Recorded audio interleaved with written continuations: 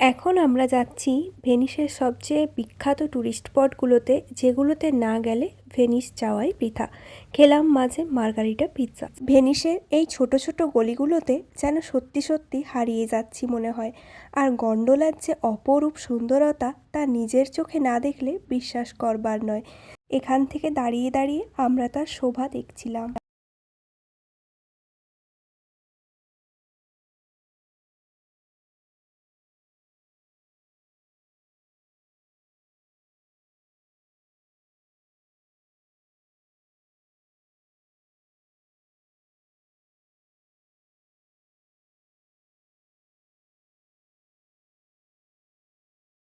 একবার সবে রেডি হয়েছি, তাতেই রুমের অবস্থা দেখেছেন, চারদিক ছড়িয়ে ছিটিয়ে আমি এক করেছি। রেডি হওয়ার পরে নিজের রুম দেখতে নিজেরই লজ্জা লাগে, কি আর করা যাবে, এসে পরে আবার সব ঠিক করতে হবে। চলুন এরপর তাহলে বেরোই। বেশ অনেক টাইম হয়ে গিয়েছে, ঘড়িতে এখন বাজে প্রায় 1টা থেকে 1:30 মতো। তাড়াতাড়ি করে যেতে হবে, আর যাওয়ার পরে আবার খেতে হবে কিছু। তারপরে যাব ভেনিস ওয়াকিং ট্যুর করতে। ভেনিসে এসে যদি পায়ে হেঁটে ঘুরে না বেড়ালাম, তাহলে তো ভেনিস আসাই বৃথা। আপনারাও তাহলে এবারে রেডি হয়ে যান আমাদের সাথে ভেনিস ঘুরে বেড়ানোর জন্যে। এখানকার ছোট ছোট গলিগুলো দিয়ে হাঁটতে নাকি অসাধারণ লাগে। আজকে তারই ফিল নেব। আর বাইরে বেরোতেই দেখি সামনে প্রচুর রেস্টুরেন্ট আছে, আর যেখানে মানুষজন বসে দুপুরের লাঞ্চ করছে আর এই সুন্দর আবহাওয়াটাকে এনজয় করছে। এই জুনের সময়ে এখন ভেনিসের আবহাওয়া কিন্তু অসাধারণ সুন্দর। তবে আরেকটু পরে জুলাই আগস্টে এখানে প্রচণ্ড গরম পড়ে। তাই সবাই বলে যে এখানে ঘুরতে যাওয়ার জন্য বেস্ট টাইম হলো এপ্রিল জুন, বা বলতে পারেন যে সেপ্টেম্বর অক্টোবর। দুটো মাস ইগনোর করাই ভালো।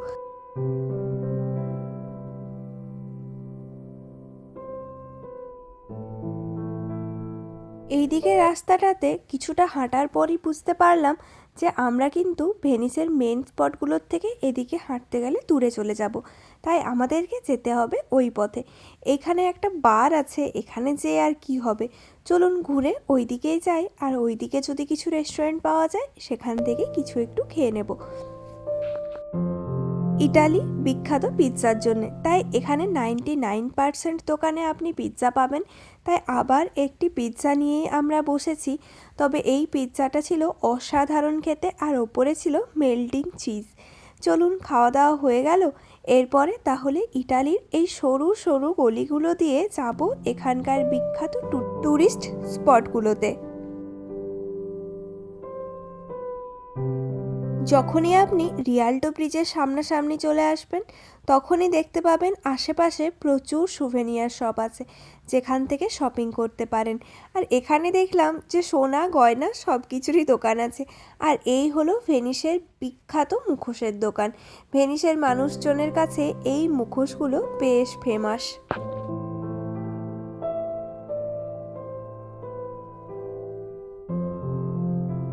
এখানে পুরো রাস্তাটা এরম হেঁটে হেঁটেই ঘুরতে হবে, কারণ এখানে তো আর গাড়ির অপশন নেই। যদিও রাস্তাটা বেশ সুন্দর, পুরনো হলেও মনে হচ্ছে যেন একদম রোমান সভ্যতাতেই পৌঁছে গেছি। তখনকার সব কিছু এখনও এনারা সুন্দরভাবে ধরে রেখেছেন। কত কত ট্যুরিস্ট এই সরু সরু গলিগুলো দিয়ে প্রত্যেক দিন হেঁটে চলেছে। ভাবলেও কেমন অবাক লাগে, তাই না? মানুষ কত কিছু দেখার জন্যে কত জায়গায় যাচ্ছে। এখানকার এই প্রত্যেকটি সরু সরু গলিতেই আছে প্রচুর হোটেল, যেখানে আমাদের মতো মানুষজনদের থাকার বাসস্থান হয়, আর যারা ঘুরতে আসে তারা নিশ্চিন্তে এই দিনগুলো কাটাতে পারে।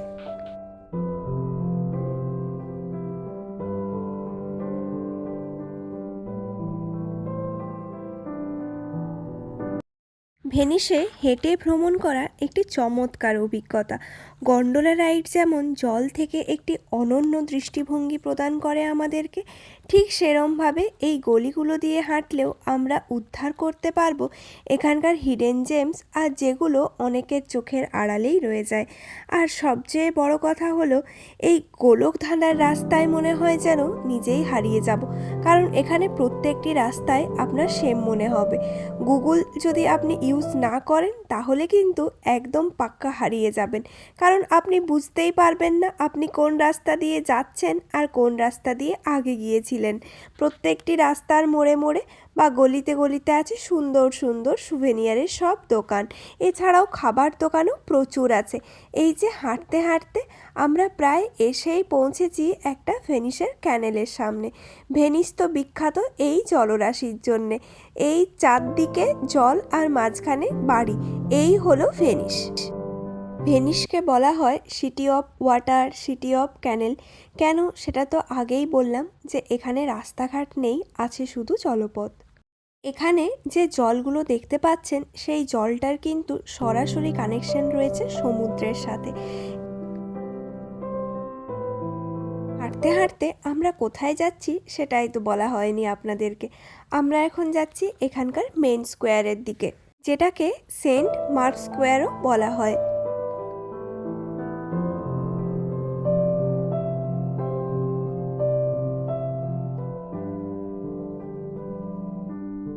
ওই যে দূরে ভালো করে খেয়াল করলে আপনি দেখতে পাবেন ওখানে একটি ঘড়ি আছে।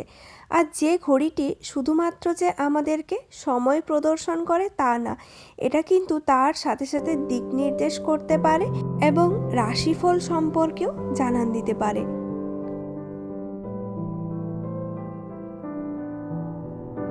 অনেক দূরের পথ পেরিয়ে হাঁটতে হাঁটতে অবশেষে আমরা পৌঁছেছি যাকে ভেনিসের হৃৎপিণ্ড বলা হয় এবং ভেনিসের সবচেয়ে বিখ্যাত দর্শনীয় স্থান।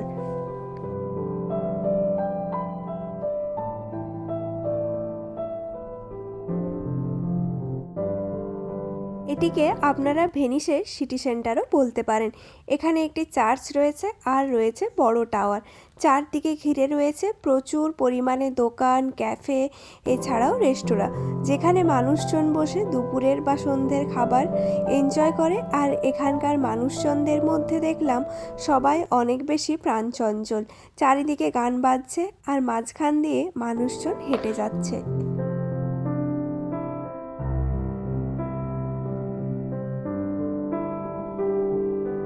সামনে তাকালে দেখতে পাবেন একটা অসাধারণ সুন্দর চার্চ। হয়তো জায়গাটা একটু চেনা চেনা লাগতে পারে, কারণ এখানে অনেক হিন্দি এবং বাংলা সিনেমার গানের শুটিং হয়েছে। জিৎ এবং কোয়েলের অভিনীত বাংলা সিনেমার গানের শুটিং এখানে হয়েছে। এছাড়াও রণবীর কাপুর এবং দীপিকা পাড়ুকোনের গান খুদা জানের শুটিং এখানে হয়েছে। এছাড়াও ভেনিসের গন্ডোলা রাইডের ওপরেও অনেক হিন্দি এবং বাংলা গানের শুটিং আমরা দেখতে পাই। এই অসাধারণ সুন্দর জায়গাটা কী রকমভাবে দৃষ্টি আকর্ষণ করছে মানুষের, তাই না?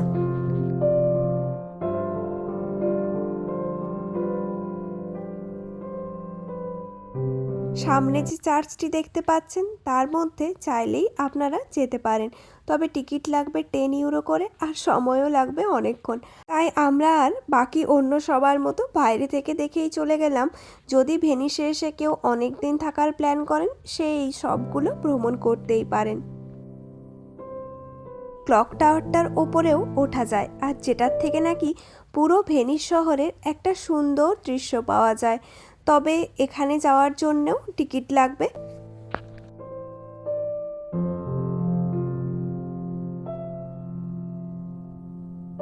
চলুন হাঁটতে হাঁটতে আরও অনেকটা সামনের দিকে যাই।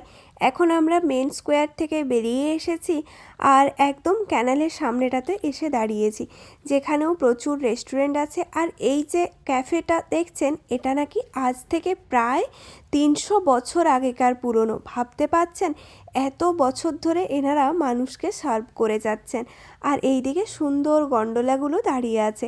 গন্ডোলাগুলো দেখতে এত অসাধারণ সুন্দর যে যখনই তাকাচ্ছি তখনই তাদের দিক থেকে সহজে আর দৃষ্টি সরানো যাচ্ছে না।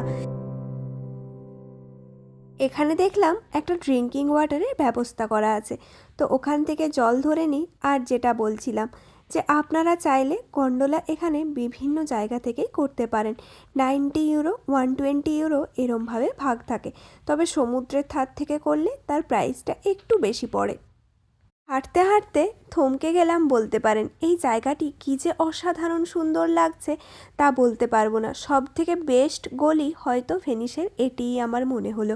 এখানে গন্ডোলা রাইড দেখতে পাবেন, যেটি এই ভেনিসের মেন ট্যুরিস্ট অ্যাট্রাকশন।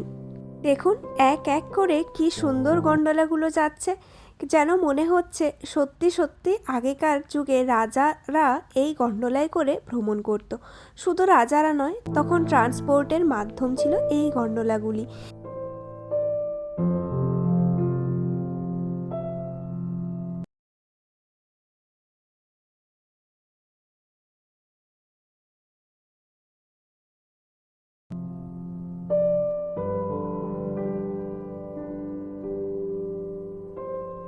তবে এখানে একটি দুঃখের কথাও আপনাদেরকে বলে রাখি।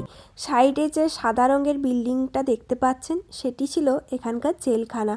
আর যখন কোনো বন্দিকে বন্দি করা হতো, তখন তাকে এই জেলের মধ্যেই রাখা হতো। ভেনিসের সবচেয়ে সুন্দর দৃশ্য এখান থেকেই দেখা যায়। ওই যে ডোম টাইপের যে চার্চগুলো দেখতে পাচ্ছেন, সেই দৃশ্যটি ওনারা শেষবারের জন্য নিজেদেরকে বন্দিদশায় রাখার আগে দেখতো।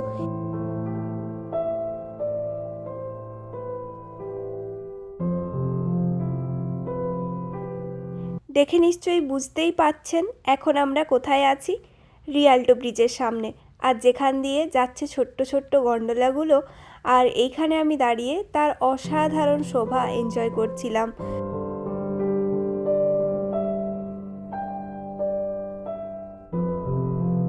বেশ গরম লাগছিল, তাই ব্রিজ থেকে নেমে এসে এই ধারটাতে বসলাম, সাথে একটা ঠান্ডা ঠান্ডা জুস নিয়ে। সামনে দিয়ে গন্ডোলা যাচ্ছে আর চোখের সামনে সাদা বিল্ডিং, সাথে রিয়াল্টো ব্রিজ। এর থেকে ভালো সেটআপ আর ভেনিসের কোথাও হতে পারে না।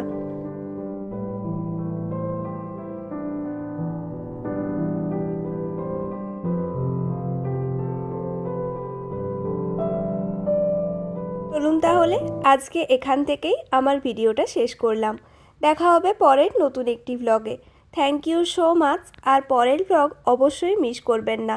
কালকে আমরা করব এখানে ভেনিসের গন্ডোলা রাইড, যার জন্যে আমিও খুব এক্সাইটেড, আশা করি আপনারাও। তাহলে চলুন আজকের মতো সবাইকে বিদায় জানাচ্ছি। দেখা হবে পরের নতুন একটি ভিডিওতে। সবাই ভালো থাকবেন, সুস্থ থাকবেন।